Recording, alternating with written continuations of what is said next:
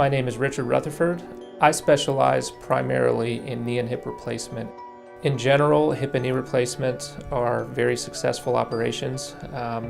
However, there are some patients who have complications or have things arise that necessitate a revision surgery. Some of the warning signs for a patient that would need to be evaluated would be a well-functioning total joint that begins to have new pain or new swelling. Because there are problems that can arise even in a well-functioning total hip or knee replacement, it is important to have long-term follow-up for your total knee or total hip. For my patients, we start off seeing them annually once they've gotten through their recovery, and then we space out those visits to the 5 or 10 mark. One of the reasons for that follow-up is to prevent small problems from becoming big problems.